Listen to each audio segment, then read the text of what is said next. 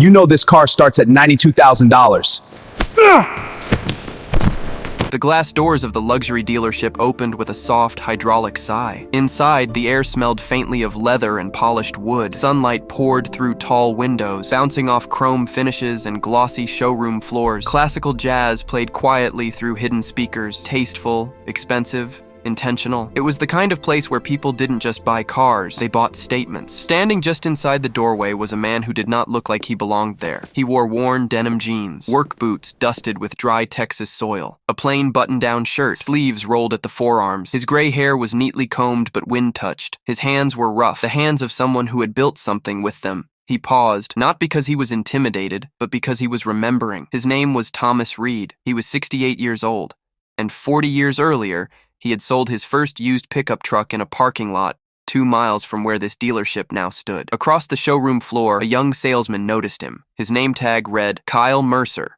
early 30s, perfectly styled hair, tailored suit, expensive watch, smile trained for high-net-worth clients. Kyle watched Thomas for a moment longer than necessary, not with curiosity, with calculation. Thomas walked slowly toward a midnight blue luxury SUV displayed on a raised platform. He ran his hand lightly across the hood, not possessively, not timidly, appreciatively. Kyle approached. "Good afternoon, sir," he said, voice smooth but slightly tight. "Can I help you find something specific today?" Thomas nodded once. "I'm interested in this model." Kyle glanced at the boots, then the shirt, then the absence of a visible luxury watch. "This particular trim starts at $92,000, Kyle replied casually. "Before custom packages." Thomas smiled gently. "That so?" "Yes, sir." There it was. The tone, subtle, measured, but there. Kyle continued. "If you're exploring options, we do have pre-owned inventory around back." Thomas met his eyes. "I'm not exploring." A beat of silence. Kyle forced a small laugh. "Of course." He gestured toward the SUV. "Would you like to sit inside?" Thomas nodded. Kyle opened the door, but not fully. Just enough. Thomas stepped in, lowering himself carefully into the driver's seat. His hands rested on the steering wheel. He closed his eyes for half a second. He wasn't imagining ownership. He was evaluating craftsmanship. Kyle leaned against the doorframe. "Beautiful machine," he said. "Most of our clients in this category are business owners, executives, surgeons, that sort of demographic." Thomas looked up at him. "What sort of demographic do you think I am?" Kyle blinked. "Oh, I didn't mean—" "No," Thomas said calmly. "Go ahead." Kyle shifted slightly. "Well, most buyers at this level typically finance through private banking." Thomas stepped out of the vehicle. "I see." The air between them cooled. "I'd like to speak with your sales manager," Thomas said. Kyle hesitated. "For what purpose?" "For purchasing 3 of these." Kyle stared at him. 3. "Yes." Kyle let out a soft chuckle, the kind that hides disbelief behind politeness. "Sir, just to clarify, each vehicle starts at $92,000. "I understand numbers," Thomas replied evenly. Kyle crossed his arms. "And how did you plan to structure that purchase?" Thomas tilted his head slightly. "Is that a requirement before speaking with your manager?" Kyle smiled again, thinner now. "We just try to prioritize serious buyers." Silence. Thomas nodded once. "Understood." He stepped back from the SUV.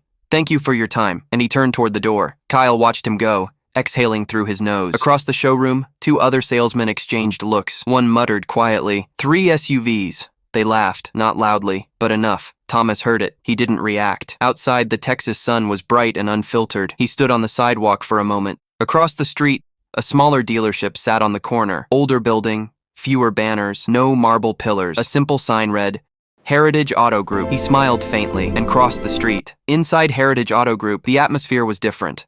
No jazz, no marble, just clean floors and sunlight. Behind a modest wooden desk stood a woman in her early 40s, professional but without pretense. Her name tag read, Angela Brooks. She looked up immediately. "Good afternoon, sir. Welcome to Heritage. How can I help you today?" Her tone held something rare, genuine welcome. Thomas returned the smile. "I'm looking for 3 premium SUVs." She didn't blink. "Excellent choice. Are you replacing fleet vehicles or personal purchases?" "Fleet." "Wonderful. Let's sit down." No evaluation, no scanning his clothes, no hesitation. They walked toward a desk. "Would you like coffee?" she asked. "That'd be nice." She poured it herself. "Tell me what matters most," Angela said as they sat. "Performance? Comfort? Longevity?" Thomas watched her for a moment. "Respect," he said quietly. She smiled. "Good. That's free here." Something shifted in the room. They discussed engine specs, warranty packages, delivery timelines. Professional, focused. 2 hours later, Thomas signed paperwork for 3 fully upgraded SUVs, paid in full, wire transfer. Angela reviewed the confirmation and looked up carefully. "Mr. Reed, if you don't mind me asking, what kind of fleet do you operate?" Thomas leaned back slightly. "I build things. She waited. Commercial development started with a single gravel lot. Her eyes widened subtly. Reed Development Group? He nodded once. Angela sat straighter. That's one of the largest private commercial builders in Texas. He shrugged gently. We do all right. Outside the front window, the luxury dealership across the street was visible. Through the glass facade, Kyle stood speaking to a couple in tailored suits. He happened to glance out and froze. 3 Heritage staff members were walking around Thomas, shaking his hand. Angela extended hers again. We're honored to earn your business. Thomas shook it firmly. You already did. Back across the street, Kyle's manager, Daniel Whitaker, stepped onto the showroom floor, mid-50s, sharp, controlled. Kyle, Daniel said quietly. Did you just lose a 3-unit premium sale? Kyle frowned. What? Daniel pointed subtly toward Heritage. Kyle turned, saw Thomas signing documents and the wire transfer confirmation screen through the window. Kyle's stomach dropped. That's the guy from earlier. Yes, Daniel said, the one who asked for 3. Kyle swallowed. I thought. Daniel cut him off softly. You thought wrong. Silence hung heavy. Daniel straightened his jacket. Conference room.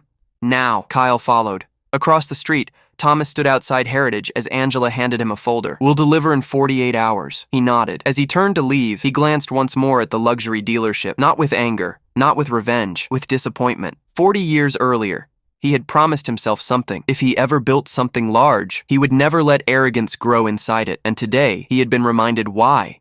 The conference room at Whitaker Luxury Motors was unusually quiet. Thick glass walls, a long walnut table, awards on the wall. Daniel Whitaker closed the door gently. No raised voice was needed. Kyle, he said evenly, tell me exactly what happened. Kyle nervously adjusted his cufflinks. He came in ordinary, asked about the flagship SUV, said he wanted 3. And you assumed? Daniel asked. I assumed he was testing us, Kyle admitted. Daniel leaned back. You know patterns, not people. Do you know who that man is? Kyle swallowed. Daniel turned his phone. Reed Development Group. Private, debt-free, expanding. Responsible for half the office parks north of the city. That's him? Kyle asked. Yes, and he just wired nearly $300,000 across the street. Kyle slumped. Daniel spoke calmly. You didn't lose a sale. You damaged reputation. Across the street, Thomas sat in his old pickup. Angela had walked him to the door, thanked him sincerely. 40 years ago, he had taken risks on people with honest eyes. Respect started somewhere. The engine hummed. He glanced at the luxury dealership. No anger, no satisfaction, just clarity. 3 days later, Daniel called Reed Development Group. I wanted to apologize. The way you were received did not reflect our standards. Thomas replied calmly. I value consistency. Anyone can be respectful when they recognize influence. Character shows when they don't. I want my team treated with the same courtesy I receive. Daniel exhaled. That's fair. The call ended, leaving impact without hostility. That afternoon, Daniel gathered the staff. Every guest is treated as our most important client. A salesman asked about browsers. Then we help them browse. No sarcasm, no exceptions. He turned to Kyle. You'll lead training next week on what you learned. 6 weeks later, Reed Automotive Pavilion construction began. Modern design, glass walls, open lounges. Tagline, luxury without assumption. 6 months later, the pavilion opened. No balloons, no shouting ads, just welcoming spaces and natural light. Thomas stood quietly, observing. Angela guided visitors warmly, treating everyone equally. Contractors in boots, families, elderly customers. Kyle visited unannounced. Staff approached him without scanning or assumptions. Angela asked, shopping or exploring? Kyle said, exploring. He felt relief. Finally, he faced Thomas. I owe you an apology. I assumed your worth based on appearance. That's honest, Thomas said. You weren't cruel. Careless, yes, but growth requires room. You're part of the same community. 3 months later, Whitaker Luxury Motors launched Customer Experience Rebuild, led by Kyle. Never decide someone's value before they speak. Across town, the pavilion grew steadily. Loyalty, not speed, marked its success. One evening, Thomas stood alone in the showroom. Angela said, you could have crushed them. That wouldn't have fixed anything, he replied. Example does. You don't correct arrogance with humiliation. You correct it with standard. Luxury without assumption. Outside, doors remained open. Across the city, dealerships operated differently. Thomas Reed never raised his voice, never boasted. He built something better, and in doing so, he changed more than a sale. He changed a standard.